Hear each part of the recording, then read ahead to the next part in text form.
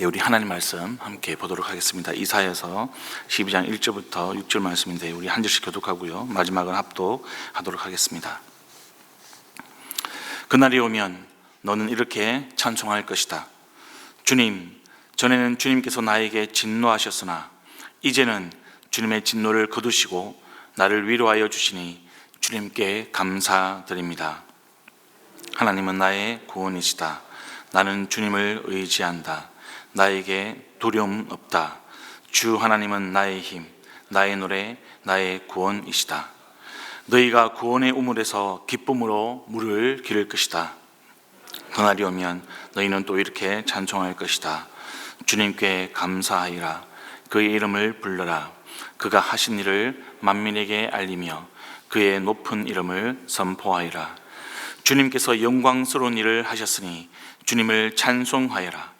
이것을 온 세계에 알려라. 시온의 주민아, 소리를 높여서 노래하여라. 너희 가운데 계시는 이스라엘의 거룩하신 분은 참으로 위대하시다. 아멘. 네, 성도 여러분, 우리 말씀을 보면 1절에는 찬송하는 사람이 이제 너라고 나옵니다. 근데 3절, 4절, 6절을 보니까 이게 너희라는 이제 복수를 쓰고 있습니다. 그러니까 12장을 보시면 이 찬양하는 사람이 한 사람만 있는 것이 아니고요, 공동체 전체라고 이제 볼 수 있겠습니다. 그럼 여기서 말하는 너희는 어떤 사람들인가? 하느님마다 승승장구하는 그런 성공하는 사람들일까? 그래서 막 주변 사람들이 막 부러워하고요, 아니면 동경하는 그런 사람들일까? 그래서 여러분, 우리는 먼저 이 본문을 오해 없이 보려면 너라는 존재, 너희라는 사람들이 어떤 사람들인지 좀 확인을 해볼 필요가 있습니다. 여러분, 이 예언서를 기록한 이사야는 BC 8세기부터 7세기에 걸쳐서 한 5, 60년 동안 왕실의 서기관 그리고 예언자로 활동을 했습니다. 예루살렘에 살았고요, 또 상류층에서 태어났습니다. 그리고 유다 왕족의 일원이었습니다. 단순하게 여기까지 보면 이 이사야라는 사람은 외형적으로 유대 사회 안에서도 이제 금수저 출신 혹은 잘 나가는 관리, 이렇게 볼 수도 있겠습니다. 근데 그의 인생을 보면 그는 전혀 자신의 신분과 다른 길을 걸었던 사람이었습니다. 북이스라엘의 멸망을 생생하게 봤던 사람이고요, 자신이 속한 유다도 이 아시리아에게 침략을 당하는 그런 일들을 직접 겪었습니다. 이런 국가적인 위기 속에서 그는 지금 하나님의 말씀을 대언하고 있는 것이죠. 비록 이 백성들과 왕들은 하나님 말씀에서 벗어나 있었지만 이사야는 그들과 함께 하고 있습니다. 유대인의 전승에 의하면 이 이사야는 므낫세가 통치할 때 톱으로 몸이 잘려서 순교했다라고 그렇게 전달되고 있습니다. 이 므낫세 왕은 어떤 사람인가? 아버지가 성군이었던 히스기야 왕이었습니다. 근데 불행하게도 이 므낫세는 아버지의 신앙의 유산을 이어가지 못했습니다. 외교적으로는 이 아시리아의 문화, 정치, 종교를 수용을 했습니다.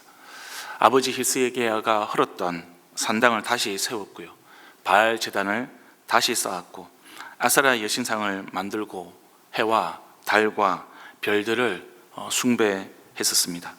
심지어 성전 안에도 이방 신들의 단을 쌓았던 사람이 바로 므낫세였습니다.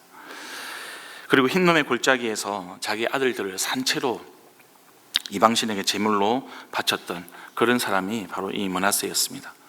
점을 쳤고요, 마술과 요술도 행하면서 이 영매, 점쟁이를 찾아다녔습니다. 뿐만 아니라 죄 없는 사람들을 참 수많이 희생을 시켰고 예루살렘의 온 거리를 피로 물들였다고 해도 과언이 아닐 만큼 좀 잔인한 통치를 범하였습니다. 그래서 하나님은 이 악한 므낫세 그리고 시대의 그 악한 백성들에게 여러 차례 경고를 하셨던 거죠. 그런데도 그들은 돌아오지 않았고요, 듣지 않았습니다. 참다 못한 하나님이 이 아시리아 군대를 보내어서 유다를 치게 하셨습니다.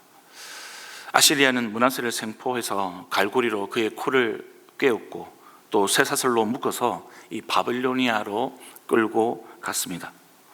이스라엘은 이렇게 포악하고 패역한 왕과 백성들을 향해서 50년, 60년 이상 예언을 했었습니다. 그런데 시종일관 거절당하고 박해당하고 나중에는 결국 죽임을 당하였던 거죠. 여러분, 이사야는 사람들로부터 대접받고 인정받으면서 성공의 가도를 달렸던 그런 사람이 결코 아니었습니다. 오히려 반대로 철저하게 도살장에 끌려가는 어린 양처럼 연약한 사람이 바로 이사야였습니다. 본문에서 이사야가 말하는 너와 너희, 이 사람들도 비슷한 사람들이죠. 동일하게 이 그날에 대해서 기록하고 있는 이사야서 29장을 보면 좀 더 이 너와 너희에 대해서 자세하게 표현을 하고 있습니다. 듣지 못하는 사람, 어둠과 흑암에 쌓인 눈먼 사람, 가난한 사람들, 천한 사람들, 바로 그 사람들이 너와 너희라고 표현을 하고 있는 것이죠. 그리고 그날이 오면 이들은 더없이 기뻐하고 즐거워할 것이라고 기록을 하고 있습니다.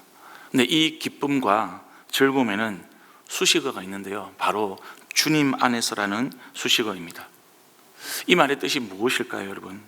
주님 바깥에는 이런 기쁨과 즐거움이 없다는 뜻이죠. 예수님 안 믿는데도 기뻐하고 즐거워하는 사람들이 숱하게 있는데 그게 무슨 말입니까? 맞습니다. 우리가 기쁜 일이 생기면요, 기뻐하고 즐거운 일이 생기면 즐거워하는 것이 세상의 이치입니다. 세상 사람들도 이런 일반 은총을 누리도록 하십니다. 근데 지금 이사야가 이야기하는 것은 기쁘고 즐거운 일이 있기 때문에 기뻐하고 즐거워하는 것이 아니라는 것이죠. 오히려 듣지 못하고 보지 못하고 어둠과 흑암에 쌓여서 눈이 멀었지만, 가난하지만, 천하다고 하지만 그럼에도 불구하고 기뻐하고 즐거워할 수 있다는 것이죠. 우리가 주님 안에 있다면 그럴 수 있다는 겁니다.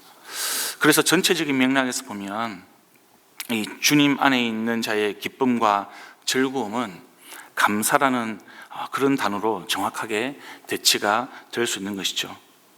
주님 안에 있는 이사야는 12장 1절에서 천한 사람들, 가난한 사람들, 듣지도 못하는 사람들, 너와 너희에게 이렇게 선포하고 있습니다. 주님이 전에는 주님께서 나에게 진노하셨으나 이제는 주님의 진노를 거두시고 나를 위로하여 주시니 주님께 감사드립니다. 성도 여러분, 주님 안에 있는 사람은 주님의 진노를 당한 때라도, 고난 중에도 주님이 나를 사랑하는 마음으로 나를 연단시키기 위해서 그렇게 하신다를 믿고 주님께 감사하는 사람입니다. 성도 여러분, 저와 여러분은 주님 안에 있습니까? 아니면 주님 바깥에 있습니까? 우리는 여러분 한 성도가, 그리고 우리 자신이 주님 안에 있는 사람인지 아닌지 구분을 해야 할 필요가 있습니다. 그냥 내가 주님 안에 있다고 말하면 정말 주님 안에 있는 사람이 되는 것일까? 우리는 여러분 오늘 이사야가 기록한 말씀을 통해서 우리가 고난을 당해도, 연약할 때라도, 듣지 못하고 보지 못하고 가난하고 천한 자가 되더라도 하나님께 감사할 수 있는 자, 그 자가 바로 주님 안에 있는 자라는 것을 배우게 되는 것이죠. 저와 여러분이 주님 안에 있는 자가 되기를 원합니다. 우리 찬양의 가사처럼 그리 아니하실지라도 주님께 감사하는 믿음의 사람이 되기를 우리 주님 이름으로 축복드립니다. 여러분 2절과 3절을 보시면 이사야는 주님 안에 있는 사람들이 가지고 있는 또 하나의 특징을 이야기하고 있습니다. 바로 그것이 구원의 믿음, 구원의 소망이라는 것입니다. 12장 2절입니다. 하나님은 나의 구원이시다. 주 하나님은 나의 힘, 나의 노래, 나의 구원이시다. 3절도 너희가 구원의 우물에서 기쁨으로 물을 기를 것이다. 여러분, 이것이 우리가 이 세상을 살아갈 때 단순하게 듣지 못하는 사람들이 듣고 보지 못하던 사람이 보고 가난한 사람이 부자가 되고 천한 사람이 높아지는 것만을 말하는 것이 아니라는 것이죠. 물론 여러분, 우리가 주님이 우리의 필요를 채우시고 공급하시는 것 참 중요합니다. 네, 우리 주님이 저와 여러분의 필요를 공급하시고 또 채우시는 분이심을 저는 굳게 믿습니다. 왜냐하면 그분이 바로 우리 하나님이 우리의 아버지이시기 때문에 그렇습니다. 네, 여러분, 주님은 동시에 우리가 일용할 양식 때문에 이 사단의 시험과 유혹에 넘어가지 않기를 바라는 것 또한 우리는 기억을 해야 하는 것이죠. 우리 구원의 본질이 일용할 양식에 있지 않다라는 것입니다. 그럼 도대체 그럼 무엇이 우리의 구원의 본질일까? 하나님을 믿는데 꼭 경제적으로 쪼달리고 생계를 걱정하는 것이 행복한 것은 아니지 않는가? 중병에 걸려서 죽음을 눈앞에 두고 살아가는 것, 그것이 마냥 좋은 것은 아니지 않는가? 네, 맞습니다. 우리가 정직하게 성실하게 살아가는데도 뭔가 일이 안 풀리고 실패하고 가난하고 아픈 것, 네, 겪을 수 있는 일들입니다. 종종 우리의 판단을 잘못하거나 결정을 잘못해서요 당하는 어려움도 있습니다. 특히 여러분, 우리는 아무 우리의 잘못이 없는데도 불구하고 큰 병에 걸릴 수 있습니다. 사고를 만날 수도 있는 것이죠. 네, 여러분, 주님께서 그런 일들 때문에 우리를 책망하지 않으신다는 것이 중요한 것이죠. 이 말은 우리의 구원의 문제와 그런 일들이 크게 상관이 없다라는 겁니다. 그런 것들이, 그런 사고와 사건들이 우리의 구원을 좌지우지할 수 없다는 겁니다. 그런데 사단은 본질을 흐리죠. 마치 그것이 신앙의 본질인 것처럼, 너무나 중요한 일인 것처럼 우리의 눈과 마음을 가리게 되는 겁니다. 이사야가 강조하는 구원의 믿음은 이 세상에서 잘 먹고 잘 사는 것이 아니고요, 본질은 오늘 본문 그날에 대한 구원의 믿음과 소망인 것입니다. 그날은 구원의 날이고요, 동시에 심판의 날입니다. 요한복음 3장 17절 18절인데요 하나님께서 아들을 세상에 보내신 것은 세상을 심판하시려는 하는 것이 아니라 아들을 통하여 세상을 구원하시려는 것이다. 아들을 믿는 사람은 심판을 받지 않는다. 그러나 믿지 않는 사람은 이미 심판을 받았다. 그것은 하나님의 독생자의 이름을 믿지 않았기 때문이다. 성도 여러분을 기억해 주시기를 부탁드립니다. 예수님이 2000년 전에 오시면서 그날은 이미 왔습니다. 그런데 아직 미완성입니다. 예수님이 다시 오셔서 그날을 완성하실 것입니다. 그때까지 그날은 이루어져 가는 것이죠. 그리고 우리는 믿음으로 그 길을 가는 사람들입니다.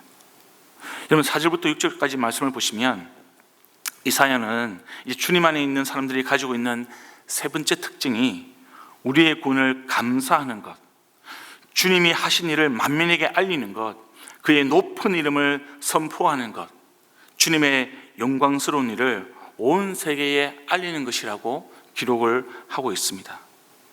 여러분, 연약한 자들의 감사, 천한 사람들의 감사, 이것은 여러분 바로 선교적인 삶을 사는 것, 그것을 4절부터 6절까지 말씀은 우리에게 가르쳐주고 있는 것입니다. 여러분은 하나님이 하신 일을 만민에게 지금 알리고 계십니까? 그분의 높은 이름을 선포하고 있습니까? 주님의 영광스러운 일을 온 세계에 알리고 계시고 있습니까? 성도 여러분, 우리 삶에 이런 특징이 없다면 우리는 질문해야 하는 것이죠. 과연 우리 안에 주님이 계시는가? 그리고 주님 안에 우리가 거하고 있는가? 진지하게 우리의 신앙을 점검해 봐야 합니다. 여러분, 우리가 선교라고 할 때 꼭 선교라고 하면 해외 먼 나라로 나가는 것, 그것을 생각하기 쉽습니다. 예전에는 그랬습니다. 해외에 나가지 않으면 선교라는 것이 이루어지지 않기 때문에 그랬습니다. 지금은 그렇지 않습니다. 외국인들이 물밀듯이 몰려오고 있습니다. 근로자들, 결혼 이주민들, 난민들, 이런 모든 민족이 지금 우리 옆에 오고 있습니다. 우리의 개인 신앙생활뿐만 아니고요, 우리의 가정, 목장에도 우리는 적용을 해야 하는 것이죠. 우리가 목장 모임 할 때 후원 선교사를 위해서 기도하는 것, 그래서 여러분 이 4절과 6절의 말씀을 비추어 볼 때 우리에게는 이런 열방을 위한 기도가 꼭 필요한 것입니다. 혹시 여러분 후원 선교사가 없으십니까?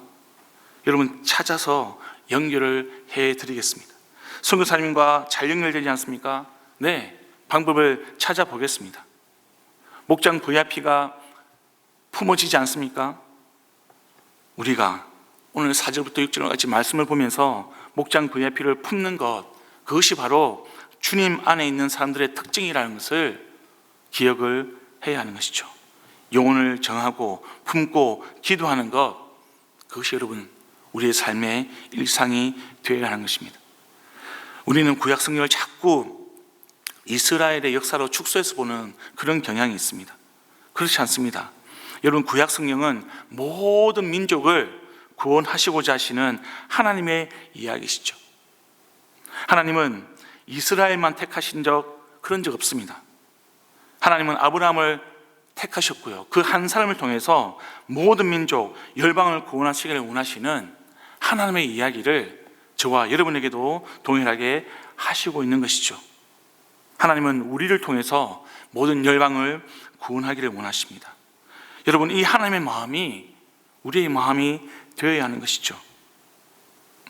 여러분, 참 연약하지만 주님 안에서 이 감사하는 삶을 살고 있는 한 분을 소개하면서 오늘 설교를 마무리하고자 합니다. 어제가 심선민 형제가 아프간에서 순교한 날입니다. 그래서 몇몇 분들과 우리 승민 형제 부모님을 뵈러 갔습니다. 근데 이 승민 형제 어머니는 이 승민 형제가 순교한 이후에 예수님을 구주로 영접하셨습니다. 우리 어머니에게 구원의 그날이 임했던 거죠. 그런데 아직 그 날이 다 지나가지 않았습니다. 어머니에게는. 어머니가 기다리고 있는 그날이 또 있었습니다. 어떤 날일까요? 네, 아들 승민이를 다시 천국에서 만나는 그날을 소망하는 것이죠. 승민 형제가 이 탈레반에게 죽임을 당하고 나서 어머니는 지금까지 하루도 마음 편안한 날이 없었고요, 아들을 잃어버린 고통 가운데 심신이 쇠약해졌습니다. 그런데 예수님을 영접하고 나서 그 아들을 다시 만날 그날을 고대하면서 지금도 매일 새벽에 기도를 엎드리시고요, 성경을 필사하는 것으로 그 찢어지고 상실하고 뻥 뚫린 마음을 감사로 채워가고 계십니다. 성도 여러분, 지금 어떤 상황에 계십니까?